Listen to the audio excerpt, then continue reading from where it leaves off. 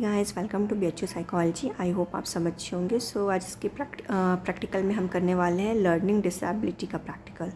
तो सबसे पहले आप देख रहे हैं कि आपके सामने एक क्वेश्चन आर खुला हुआ है। इसमें हमें क्या करना है, जनरली कंपैरिजन करना है कि जो भी एक नॉर्मल सब्जेक्ट्स के साथ एक एबनॉर्मल सब्जेक्ट के साथ, मतलब एक एबनॉर्मल चाइल्ड के साथ एक नॉर्मल चाइल्ड के साथ हमें ये प्रैक्टिकल कराना है। उसकी लर्निंग डिसेबिलिटी देखने की, वो कितना उसकी लर्निंग डिसेबिलिटी है। ठीक है, जो हमारा नॉर्मल रहेगा वो तो कर लेगा और जो एब नॉर्मल रहेगा उसको प्रॉब्लम होगी। तो बेसिकली हमारा ये प्रैक्टिकल इसी पे डिपेंड है। तो सबसे पहले ये जो है ये हमारा नॉर्मल बच्चे का क्वेश्चन आ रहा है। एक नॉर्मल बच्चे से मैंने ये कराया है। इसमें टोटल जो सब टेस्ट है, जो भी एरिया है वो 10 है। ठीक है, जैसे कि आप यहाँ पे देख सकते हैं, यहाँ पे इसके 10 एरियाज़ हैं। तो अब हम एक एक करके देखते हैं। देखो, पहला सब टेस्ट है हमारा फर्स्ट। इसमें आपको पहला क्वेश्चन दिया हुआ है कि draw a line in between the two lines drawn without lifting your pencil, do not touch और retrace the line, do not use a ruler. ठीक है, तो आपको इस अपने जो भी बच्चा है जिससे भी आप करा रहे हैं, जिस सब्जेक्ट से भी आप उससे कराएंगे। ठीक है, सेकंड क्वेश्चन है join the number in their sequence without lifting your pencil. ठीक है, वो एक स्टार बना दिया। ठीक है, पूरा 1 2 3 4 5 6 पे ऐसे ले जाके अगर वो कंप्लीट कर लेता है तो आप इसको स्कोर करेंगे। इसको स्कोर करना भी मैं अभी आगे बताऊंगी कि कैसे स्कोर करना है। पहले ये क्वेश्चन आर आप फिल करा लेंगे। इसमें 10 एरियाज़ हैं, सब टेस्ट हैं। ठीक है, एक नॉर्मल चाइल्ड से आपको कराना है, एक एब नॉर्मल चाइल्ड से कराना है। ये सारा जो आप देख रहे हैं अभी ये नॉर्मल चाइल्ड ने किया हुआ है। अब ये देखो, ये आ गया हमारा एब नॉर्मल चाइल्ड का। इसमें भी मैंने क्या किया है, पूरा एरिया वाइज यहाँ पे निकाल के लिखा हुआ है।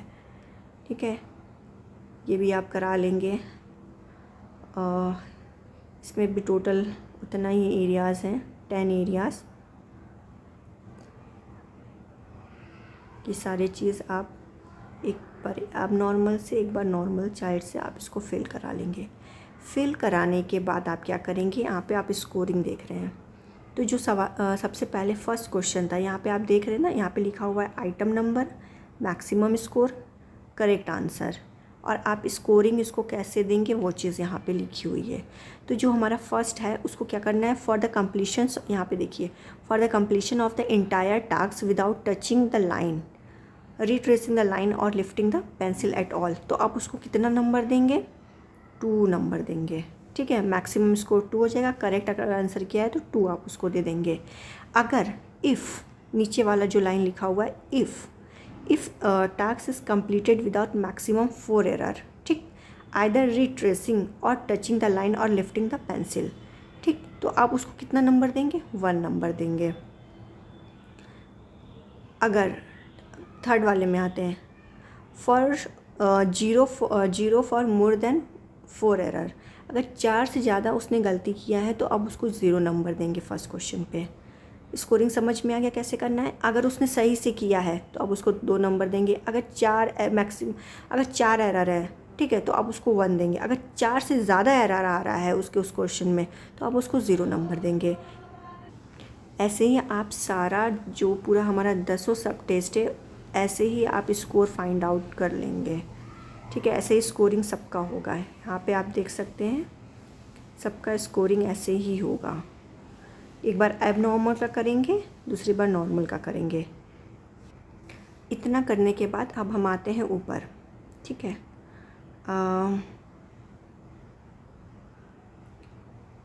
ये देखो, ये मैंने यहाँ पे लिखा हुआ है ना 6 4 2 4 0, क्या मतलब है इसका कि मैंने कैसे लिखा हुआ है।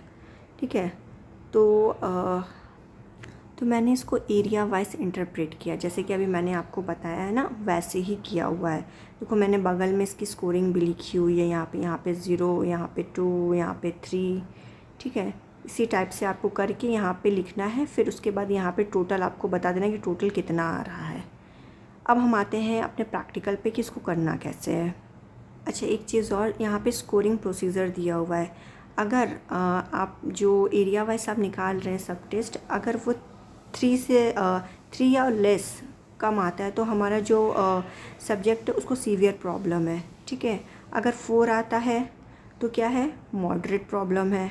ठीक है, उसके बाद अगर 5 आता है हमारा तो क्या है, माइल्ड प्रॉब्लम है। ऐसे ही आप देख लेंगे 8 to 10 आता है तो क्या है, स्ट्रॉन्ग एरिया क्या है। ठीक है, ये सारी चीज़ें आपकी लिखी हुई हैं। ठीक है, ये एक एक आइटम्स का लिखा हुआ है, टोटल स्कोर नहीं दिया हुआ है यहाँ पर, तो आप इसके अकॉर्डिंग आप इंटरप्रेट कर लेंगे। फिर हमारा नेक्स्ट आता है प्रैक्टिकल, किसको लिखेंगे पहले, सबसे पहले प्रॉब्लम जो है आप वो लिखेंगे।